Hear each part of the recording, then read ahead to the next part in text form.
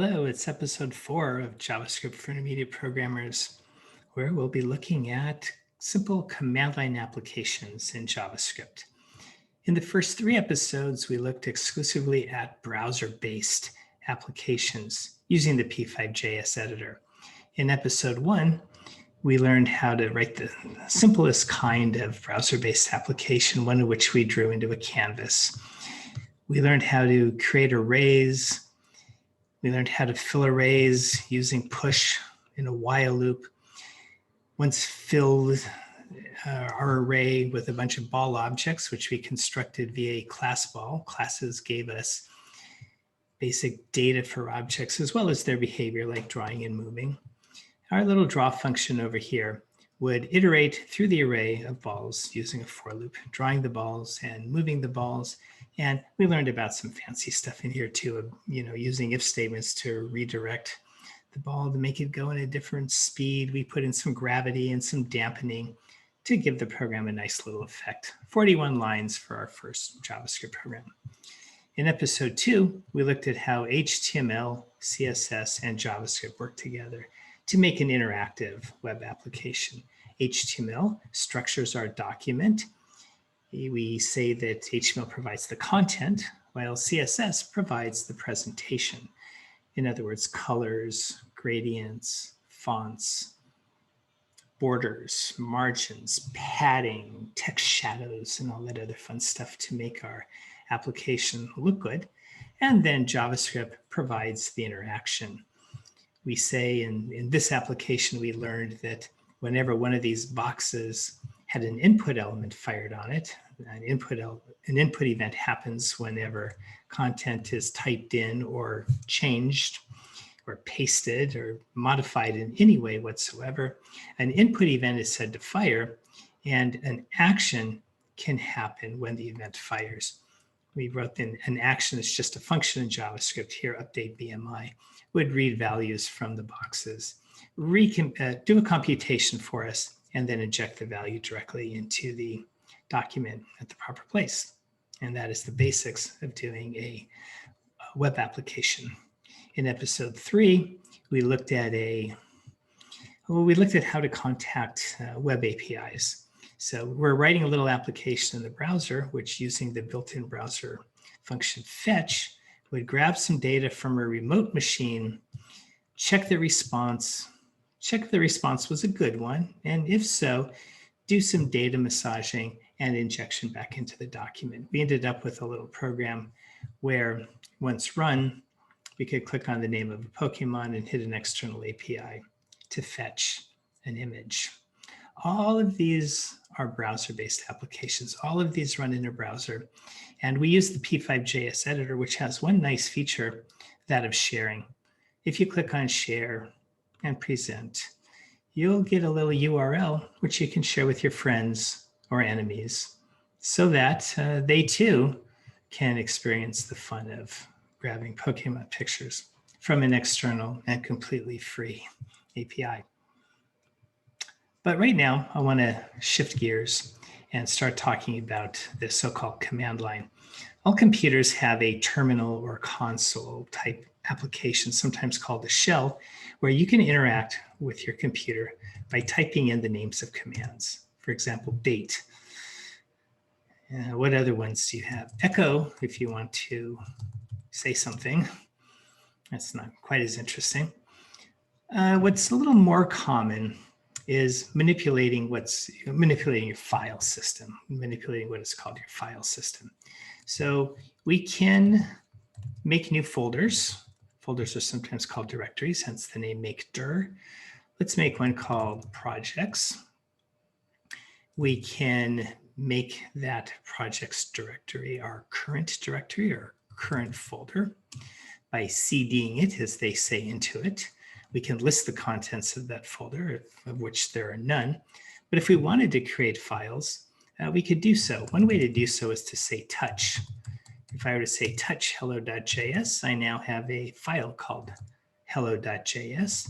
And if I wanted to get information on that file, I can see that it's currently 0 bytes in size. To get content into the file, there are many ways to do it. The simplest way is to use echo. Echo normally will just take some textual content and echo it directly back to the console. But if you wanted to write a program or something like that, or any content, we wanted to write it into a file, we could use echo, specify the content, but rather than echoing it right back, we can cause it to be redirected into a file. So now if I were to look at my hello.js program, it now has 21 bytes of content, which we could take a look at by using cat. All right, now the cool thing here is that what we have is a JavaScript program, which we can run. Question, how do we run JavaScript programs in the console, in the terminal, in our shell? Well, programmers that came from C, C++, C#, Python, you're probably familiar with working like this in those languages, whereas JavaScript programmers more often than not are probably working in a browser. But fear not, JavaScript does have a way to run programs in the console/terminal/shell. And that's by using what's known as a JavaScript runtime. Probably the two main ones these days are called Node and Deno. The most common one by far is Node. If you were to look up Node.js, just search for it. The website here is at nodejs.org. You can install Node by clicking on a button or use your favorite package manager. Perhaps you use Brew on a Mac. Once Node is installed, simply typing in Node will put you into the Node's REPL or shell or interactive terminal, so to speak. It's called a REPL for read, eval, print, loop. Where does that name come from? Well, you know, the first thing the JavaScript, or the first thing Node does here is it reads the things you type in. It reads it, that's the R. Then it evaluates it. That's the computation. Then it prints it, which is right at the back of the console. And then it loops back for you to do it all again. Let's do 2 to the 20th power. Let's do 2 to the 5,000th power, which we need to use big integers for. Either way, the point is JavaScript, or in this case, Node, will read what you type in, evaluate it, print it, and loop back so that you can do it all again, hence the term REPL. And the Node REPL is invoked by simply typing in Node with no arguments whatsoever. But what if you had a program like we have here, and I wanted to execute that program without going into the REPL? Well, that's when you give Node an argument. If we say node hello.js, it's going to do exactly this. And we print hello. Console.log is Node's way of printing. We saw console.log in an earlier episode where we wrote to the browser's console, which looks a lot like the operating system console or terminal or shell, whatever you'd like to call it. Let's write a program now that has more than just one line, something that's a little bit more complicated to write than just by using echo. For that, we need a text editor. I like to use VS Code. So let's fire up VS Code. I'll say code dot, and here we go. So far, I have one program called hello.js, but let's make a new one called table.js because I feel like writing a classic multiplication table script where you're gonna, at the command line, say node space table.js and see a multiplication table pop up. All right, since this is a series for intermediate programmers, I'm gonna assume that you've, seen that famous for loop before, and let's review how we write that in JavaScript. Well, normally in JavaScript, we write for of, but sometimes if you want to iterate through a sequence of numeric values, we use a fancier version of the for statement where you have an initializer followed by a test, followed by a what do I do to get to the next iteration of my loop? So we're going to basically range from the values 1 through 20, incrementing by 1 each time. Now, what are we going to do each time? We're going to write out a row of text. Let's put that text in a, let's put that in a string called, let's call it line, because I guess it's going to be a line of text. And then in that line, we'll iterate our y values also from 1 to 20. And what we'll do here is we'll just accumulate all the values into our lines. So we'll just add in, let's x times y. Let's see how that looks. I mean, it's first pass, obviously. Table.js. Let's see what it does. So let's go back to our console and run via node table.js. And we get nothing because, of course, what we forgot to do was write out the line. So console.log, the line. Oh, wait, we don't want to do it inside of here. I think we want to do it out here. All right, let's try it now. Ah, there you go. It's close, but I think we need to put some spaces between the numbers. What we'll want to do is write out each of these values in a field of, let's say, 4 characters each, padded on the left with spaces. So we want to convert our numbers into strings and then left pad them. It's called pad left. You think it would be a left pad, but we're going to pad them on the left. See, in a field of 4 characters with a single space. And I believe that's not what it takes. Pad left. Oh, yeah, it's actually not called pad left. It's called pad start. All languages have slightly different names. And there we go. There's our table. It's not that great of a program, though, because the 20 is hard-coded. So if you program before, you know that hard coding is not really a good thing. So maybe we create a little constant. Let's do it like this. Program works exactly the same as before, but now it's a little bit easier to change. We can make a table of size 10, even of size 1, or maybe of size 30. And 30 is probably a little bit too big. If we tried -4, then really nothing happens, but that's not really a very good enough. You know what we really need to do? What would really be kind of cool is if we could do it like this. What if we were to say, what if we said 8 here to make an 8x8 table, or 20, or 5? What if we try to get a command line argument, as we call them? Well, guess what?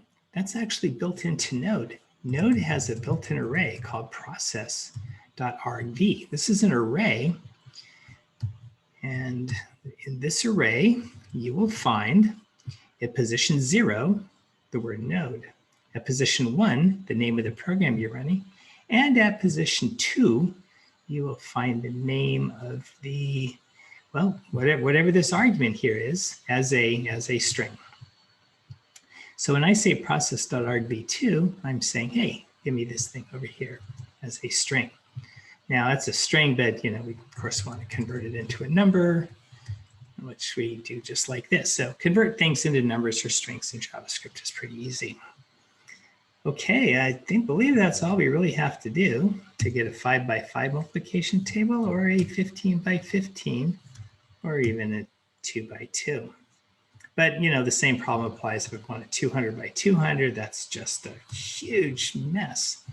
So good programmers as we are, we would like to do a little bit of checking. Every time somebody gives you a value, somebody gives you data, you should probably sanitize it or clean it up. I think we should reject all sizes that are less than or equal to 1. No, less than 1. I think 1 is fine. And let's reject sizes that are bigger than 20. If we get one of these things, let's do console.error saying, sorry, that is too big or small. Okay. Otherwise, we'll go ahead and do the rest of the program like so. Okay. Now we have a little bit of error checking, the main part of our program here. And now attempting 200 says size is not defined. Let's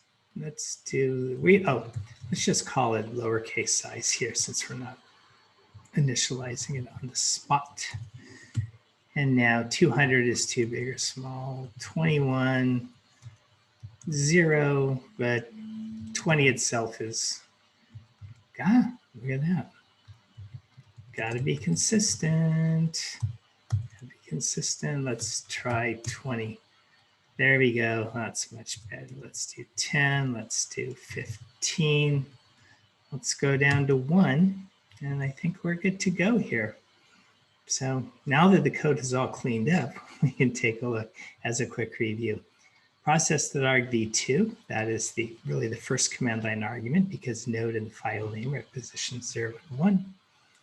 We convert it to a number. We check that it's a decent command line argument. And if not, we write an error message to the console. Otherwise, we run through the things that we need to do and try to format the table as nicely as possible.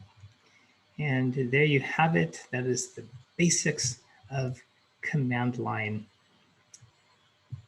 programs using the Node.js runtime system for JavaScript. More details about Node are online. You'll see it's a JavaScript runtime. You can hit the docs and find out all the amazing things that the Node can do. And it's a lot.